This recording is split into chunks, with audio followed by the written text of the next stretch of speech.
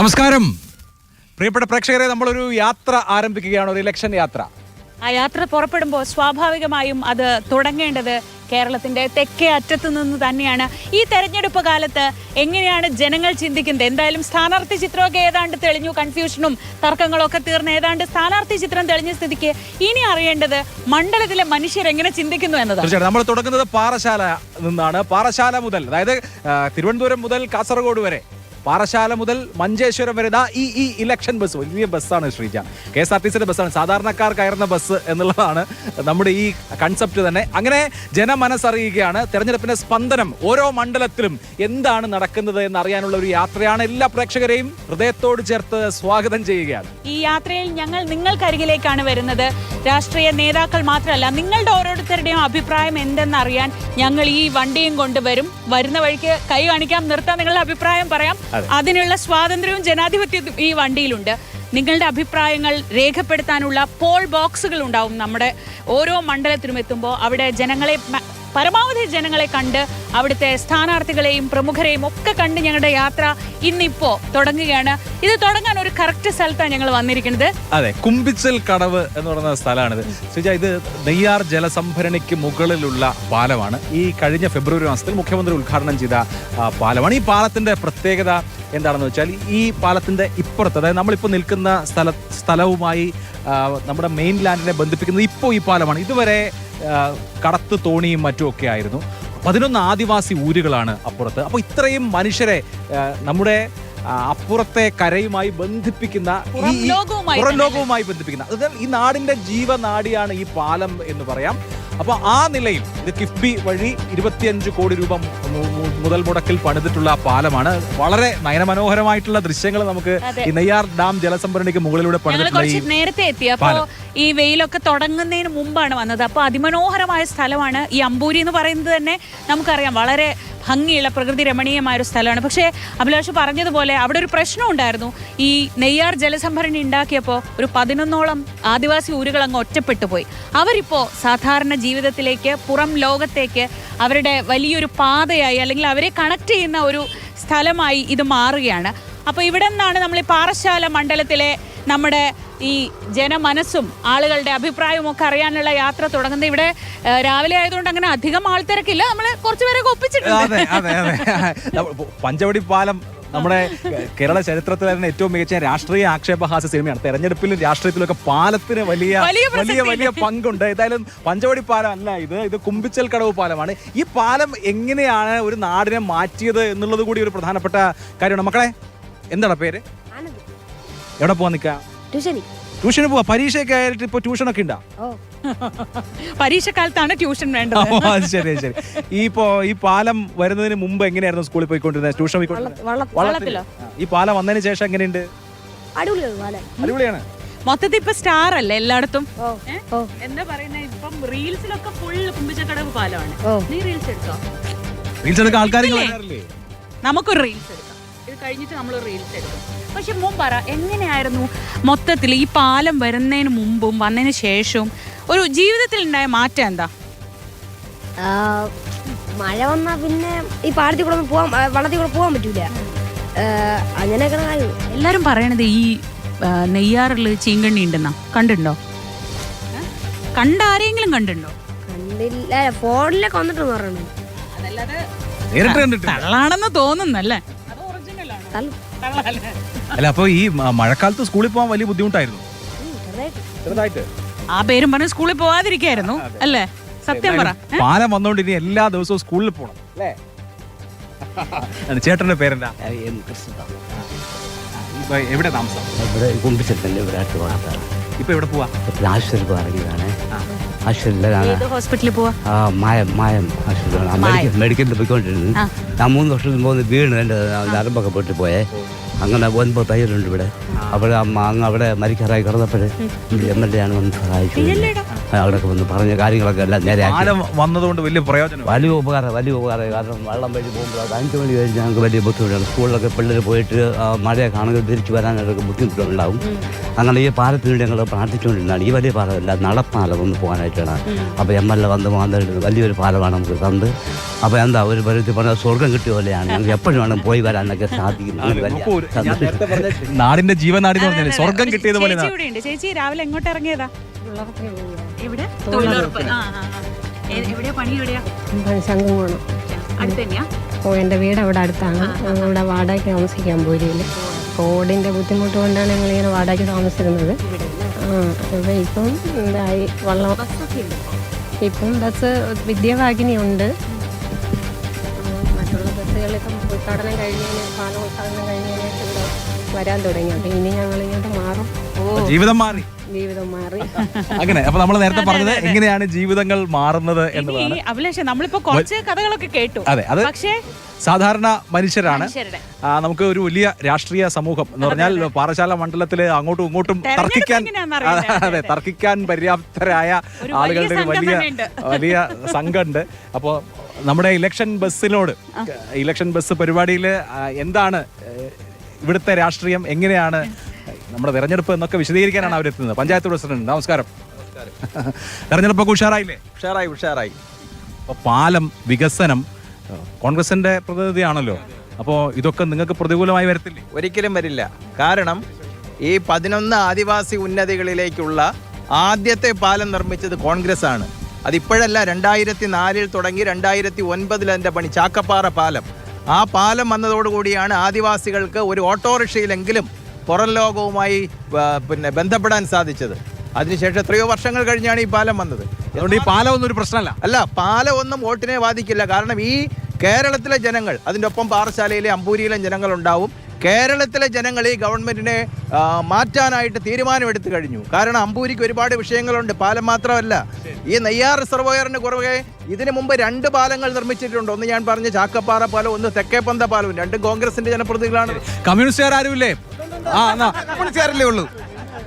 ഈ നെയ്യാറിന് കുറുകെ CK ഹരീന്ദ്രൻ ഒരു പ്രാവശ്യം പറഞ്ഞു പാലം ഇവിടെ കൊണ്ടുവരാം, ഞാൻ ശ്രമിക്കാം എന്ന് പറഞ്ഞു, ആവേശത്തോടെ പറഞ്ഞു. ഇവിടെ കോൺഗ്രസ്സുകാർ ഒന്നും കൊണ്ടുവന്നതല്ല, CK ഹരീന്ദ്രനാണ് ഇവിടെ പാലം കൊണ്ടുവന്നത്. ചങ്കൂറ്റോടെ നമ്മൾ നേരെയായിട്ട് പറയാം. അല്ല, ഇവിടുത്തെ ഞങ്ങളൊക്കെ സ്കൂളിൽ പഠിച്ചപ്പോഴേ ഇതുകൊണ്ട് ആ നിൽക്കുന്ന അസാവിൻ്റെ അടുത്ത് ചോദിച്ചു നോക്ക്, ഞങ്ങൾ എന്തുമാത്രം ബുദ്ധിമുട്ടിയിട്ടുണ്ടെന്ന് അറിയാമോ? ഈ സഖാവ് ഈ CK ഹരീന്ദ്രൻ പാലം ഞങ്ങൾ ശ്രമിക്കാം എന്ന് മാത്രമേ പറഞ്ഞിട്ടുള്ളൂ. പക്ഷെ ആ ശ്രമഫലം വലിയ ശ്രമഫലമായി. ഇന്ന് ഈ കോൺഗ്രസ്സുകാരൻ നടക്കുന്നത് ഈ പാലത്തിൽ കൂടെയാണ്. ഇന്നൊരു ഒരു പഞ്ചായത്ത് ഒരാളെ ഇവിടെ സെക്യൂരിറ്റി ആയിട്ട് ആടെ കീഴിൽ, ഈ പഞ്ചായത്ത് പ്രസിഡന്റ് കീഴിൽ, അല്ലാതെ ഇവിടെ കമ്മ്യൂണിസ്റ്റുകാരില്ലേ ചോദിക്കാൻ ഇല്ലേ? അല്ല, ഇതിപ്പോ പാലം കൊണ്ട് മാത്രം കാര്യമില്ല. പാലം വന്നതൊക്കെ നല്ലത് തന്നെ. ഇവിടെ മലയോര നാഷണൽ ഹൈവേ ഉണ്ട്. യഥാർത്ഥത്തിൽ അമ്പൂരി കൂടി പോകാനുള്ളതാണ് മലയോര നാഷണൽ ഹൈവേ. ഈ അമ്പൂരിയുടെ വികസനം മുരടിപ്പിച്ചത് വാഴിച്ചൽ വെള്ളറട പഞ്ചായത്തിന്റെയും ഒറ്റശേഖരമംഗലം പഞ്ചായത്തിന്റെയും അതിർത്തിയിൽ കൂടിയാണ് ആ മലയോര നാഷണൽ ഹൈവേ പോയത്. അമ്പൂരിൽ കൂടി ആ മലയോര നാഷണൽ ഹൈവേ വന്നെങ്കിൽ ജനങ്ങൾ വിട്ടുകൊടുത്ത സ്ഥലത്താണ് മലയോര, അല്ലാതെ സ്ഥലം ഏറ്റെടുത്തൊന്നുമല്ല. ആ അമ്പൂരിയുടെ വികസനം മുരടിപ്പിച്ചു. ശശി തരൂർ MP ആയിരിക്കുമ്പോഴും തമ്പാനൂർ രവി MLA ആയിരിക്കുമ്പോഴും AT ജോർജ് MLA ആയിരിക്കുമ്പോഴാണ് ടൂറിസത്തിന്റെ പേരിൽ 100 കോടി രൂപയാണ് നെയ്യാർ ഡാം പാലം അടക്കം ഈ പറയുന്ന നല്ല റോഡുകൾ ചെയ്തത്. ഇവിടെ റോഡുകളോ അല്ലെങ്കിൽ പാലങ്ങളോ കൊണ്ട് മാത്രം സാധാരണക്കാരൻ്റെ പ്രശ്നങ്ങൾ തീരില്ല. ഇവിടെ ഒരു യുവാക്കൾക്ക് തൊഴിലവസരം തന്നിട്ടില്ല. MLAക്ക് ഒരു ആസ്ഥാനം, MLA കാണണമെങ്കിൽ നെയ്യാറ്റിങ്കര പോകണം. നമ്മൾ ഇവിടുന്ന് സാധാരണക്കാരന് ഈ സെറ്റിൽമെന്റിൽ നിന്ന് നെയ്യാറ്റിങ്കര പോകണം. പഴയ MLAമാരൊക്കെ ആണെങ്കിൽ MLA ഓഫീസ് തുറക്കും. അതുമില്ല. ഇവിടെ നിങ്ങൾക്കറിയാം എല്ലാ മേഖലകളിലും ഇവിടുത്തുകാരനല്ലേ MLA ഇവിടുത്തെക്കാരനാണെന്ന് പറഞ്ഞാൽ ഇവിടെ പല അതിലും സംസാരിക്കട്ടെ. അദ്ദേഹത്തിനെ കുറിച്ച് വ്യക്തിപരമായി നമ്മളൊന്നും പറയുന്നില്ല. പക്ഷേ പറയട്ടെ അല്ല, MLA ജനിച്ചത് ഇവിടെയല്ല. MLA പഠിച്ചത് ഇവിടെ ഒരു LP സ്കൂളിൽ പഠിച്ചു. അദ്ദേഹം നെയ്യാറ്റിങ്കര ഏരിയ കമ്മിറ്റി സെക്രട്ടറി ആയിരുന്നു. അങ്ങേര് വളർന്നതൊക്കെ അങ്ങേര് 3ാം ക്ലാസ്. അല്ല, അദ്ദേഹം പറയുന്നത് വ്യക്തിപരമായ MLA കുറിച്ചൊന്നും പറയുന്നില്ല. അദ്ദേഹം ഇവിടെ 3ാം ക്ലാസ്സിൽ വരെ പഠിച്ചിട്ടുണ്ട്. അദ്ദേഹം പിന്നെ വളർന്നതും ജീവിച്ചതും ഒക്കെ നെയ്യാറ്റിങ്കരയാണ്. അവിടെ ഏരിയ കമ്മിറ്റി സെക്രട്ടറി ആയിരുന്നു. അതൊന്നും നമുക്ക് വിഷയമല്ല. പക്ഷേ നമുക്ക് ഇവിടെ വികസനം എന്ന് ഇവർ പറയുന്നു. പഴയ SR തങ്കരാജ് 3 പ്രാവശ്യം MLA ആയിരുന്ന സ്ഥലമാണിത്.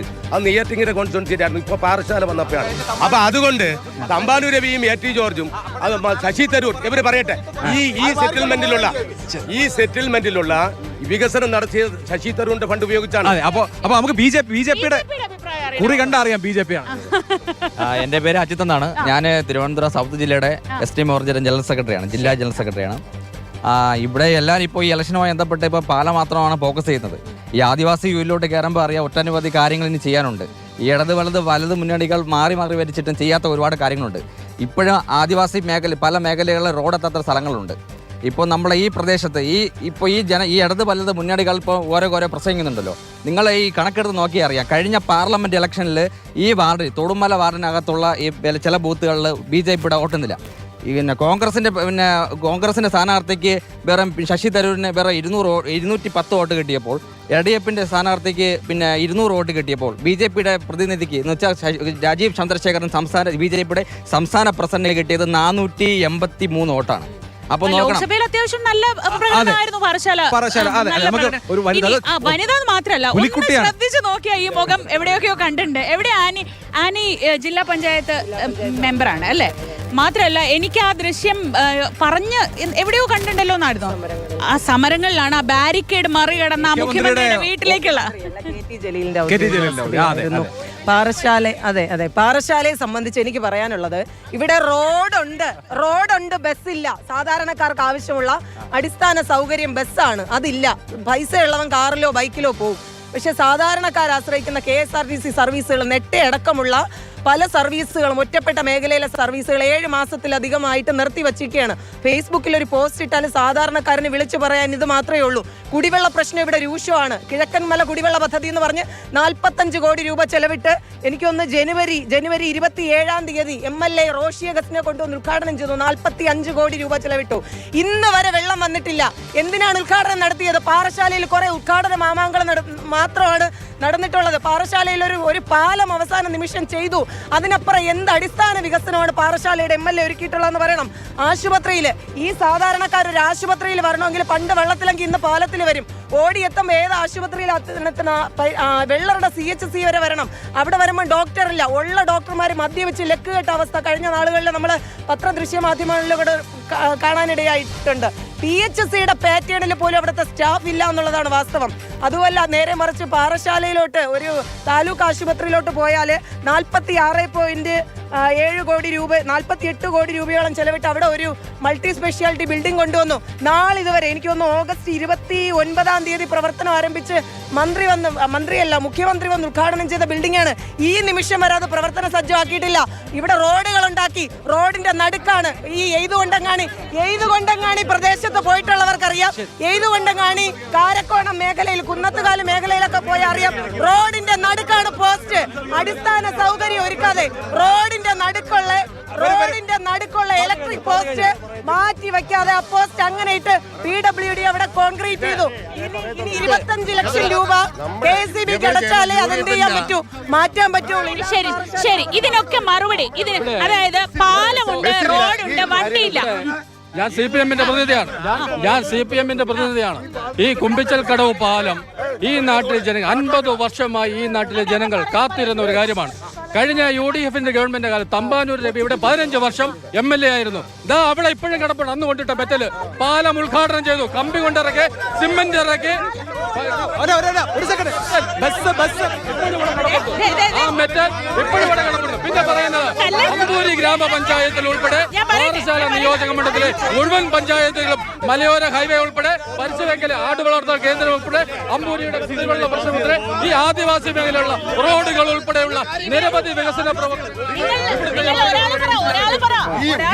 ഈ ഇലക്ഷന് വേണ്ടി മാത്രമല്ല.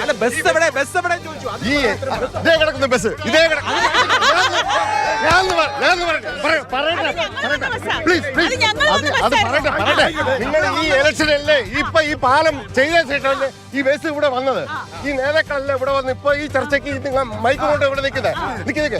ഇതിനു മുന്നേ ഇവിടെ എന്തെങ്കിലും വികസനം വരാത്തുണ്ടെങ്കിൽ നേരത്തെ പറഞ്ഞു അത് ഞാൻ പറയാം അതിന്റെ ഹൈക്കോടതി കേസ് പറഞ്ഞുണ്ടാക്കി ആക്കാൻ ഞങ്ങൾ പറയാം. ഞങ്ങൾ പറഞ്ഞോളാം. എനിക്ക് അൻപ് കാണിക്കല്ലേ. ഈ തമിഴ്നാട്ടിൽ തുടങ്ങി ഈ ആദിവാസി മേഖലയിൽ അവസാനം വരെ വന്യജീവി സങ്കേതം വരെ എത്തുന്നിടത്ത് 7 കോടി രൂപ മുടക്കി റോഡ് പണി നടന്നു. അത്യാധുനിക നിലവാരത്തിൽ CK ഹരീന്ദ്രൻ ആദിവാസി മേഖലയിൽ ഏതൊന്നും ചെയ്തിട്ടില്ല. 10 വർഷം കൊണ്ട്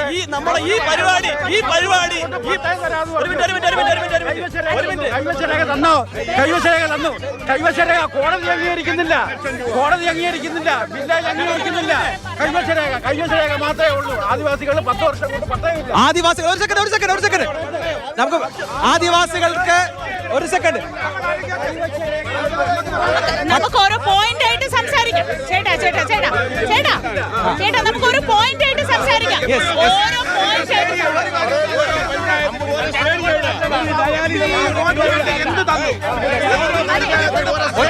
ഒരു സെക്കൻഡ്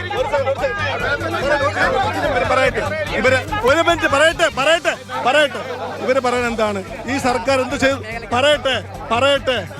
പറയട്ടെ ഞങ്ങൾ പറയാം.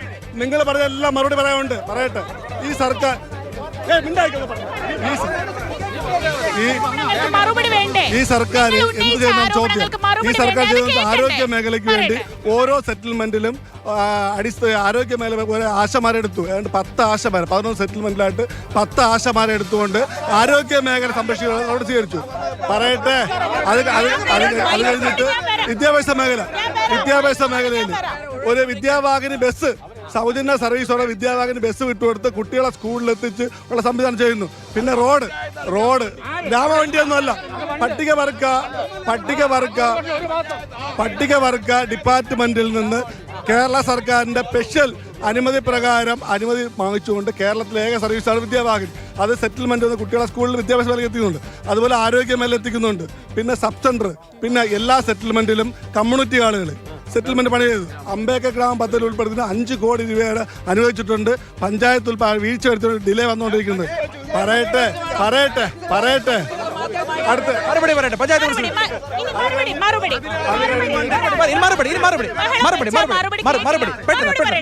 അതായത് ഈ ആദിവാസി പുരവിമല വരെയുള്ള ആദിവാസി മേഖലയില് ആദ്യമായി ഒരു KSRTC ബസ് സർവീസ് എത്തിച്ചത് കോൺഗ്രസിന്റെ പഞ്ചായത്ത് ഭരണസമിതിയാണ്.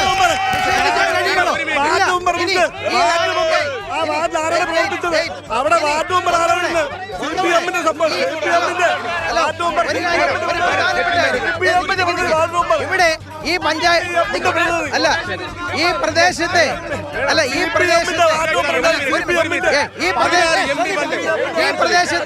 ഏറ്റവും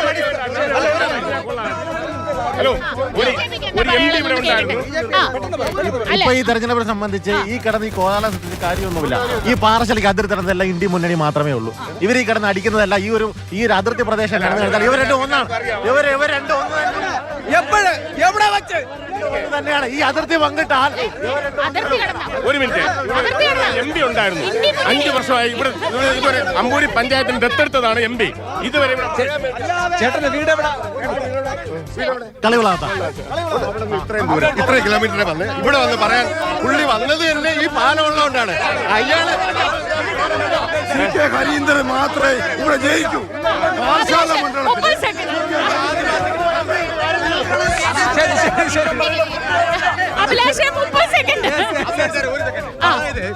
പതിനാറ് വർക്കാണ് ആദിവാസി മേഖലയിൽ ഈ CK ഹരീന്ദ്രൻ MLA ആയിരിക്കുമ്പോൾ പണി നടത്താതെ കോവിഡ് സമയത്ത് ക്യാൻസൽ ചെയ്ത്. കാര്യം ഇവരെ ഫോറസ്റ്റ് മിനിസ്റ്റർ അവിടെ അംഗീകാരം തന്നില്ല.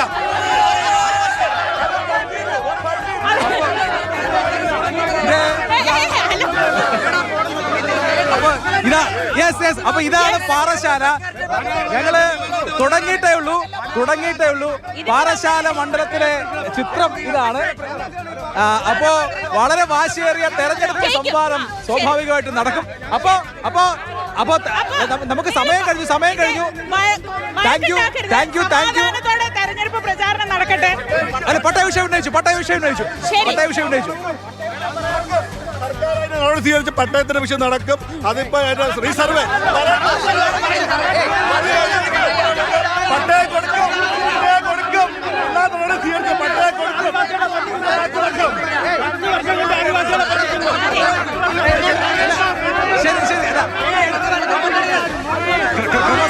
ക്രമസമാധാന പ്രശ്നമല്ല.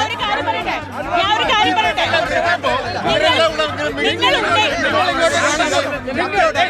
നിങ്ങൾ ഇപ്പൊ കടന്നു വന്ന വഴി ഏതെങ്കിലും റോഡില് ഏതെങ്കിലും ഒരു കുണ്ടും കുഴിയും ഉണ്ടോ? 10 വർഷം മുമ്പ് കേരളത്തിൽ എന്തായിരുന്നു? തിരുവനന്തപുരം ജില്ലയിലെ പാറശാലയിൽ എന്തായിരുന്നു? ഞാൻ പറയാം, കുണ്ടും കുഴിയും ഇവിടെ മലയോര ഹൈവേ കൊണ്ടുവന്നു. കള്ളിക്കാട് മുതൽ പേരേക്കോണം വരെ ഏകദേശം 5 കിലോമീറ്റർ എത്തപ്പോ 300 അടുത്ത് പഞ്ചറൊട്ടിച്ച് എന്തിനാണ് മലയോര ഹൈവേ? 300 അടുത്ത് ഞാൻ എണ്ണി കാണിച്ചു. 300 അടുത്ത് റോഡിൽ ഏതെങ്കിലും തരത്തിലുള്ള റോഡുണ്ടായാൽ അത് മെയിൻറ്റെയിൻ ചെയ്യണം. അത് മെയിൻറ്റെയിൻ ചെയ്യുന്നത് ഈ ഗവൺമെന്റ് ഘട്ടം ഘട്ടം പരാതി കൊടുത്ത് മാറ്റിവെപ്പിച്ചതാണ്. ഹൈവേ, മലയോര ഹൈവേ കുടപ്പനമൂട് അമ്പൂരി കുട്ടമല വഴി വന്ന റോഡിന് ഈ പറയുന്ന കക്ഷികൾ പരാതി കൊടുത്ത് കോൺഗ്രസുകാർ മലയോര ഹൈവേ മാറ്റിവിട്ടത്. കമ്മ്യൂണിസ്റ്റുകാരാണ് ഈ മലയോര ഹൈവേ മാറ്റിവിട്ടത്. 6 ലക്ഷം കോടി രൂപയുടെ അതെ, ഒരു മിനിറ്റ്. അപ്പൊ എല്ലാവർക്കും താങ്ക് യു. ഒരുപാട് വിഷയങ്ങളുണ്ട്. ഇതുപോലെ ഞങ്ങള് കേരളത്തിൽ അങ്ങോളം ഇങ്ങോളം വരികയാണ്. എല്ലാ മണ്ഡലങ്ങളിലേക്കും പരമാവധി എത്താൻ ശ്രമിക്കാം. ഇതാ ഇപ്പൊ നമ്മൾ കണ്ടതുപോലെ അമ്പൂരിയുടെ പൊളിറ്റിക്സ് പോലെ, പാറശാലയുടെ പൊളിറ്റിക്സ് പോലെ കേരളം ഇങ്ങനെ തിളക്കിയാണ്. ഉറപ്പായിട്ടും നിങ്ങള് സമാധാനത്തോടെ പ്രചരണം നടത്തണം. ഇപ്പൊ ഞങ്ങളായി വന്ന് തല്ലുണ്ടാക്കി പോയെന്ന് പറയുന്നത്. അപ്പോ ഇലക്ഷൻ ബസ് നമ്മൾ ഇവിടുന്ന് യാത്ര പുറപ്പെടുകയാണ്. അപ്പൊ thank you, Tata, bye bye. ശരി, നമ്മുടെ സമയം കഴിഞ്ഞു.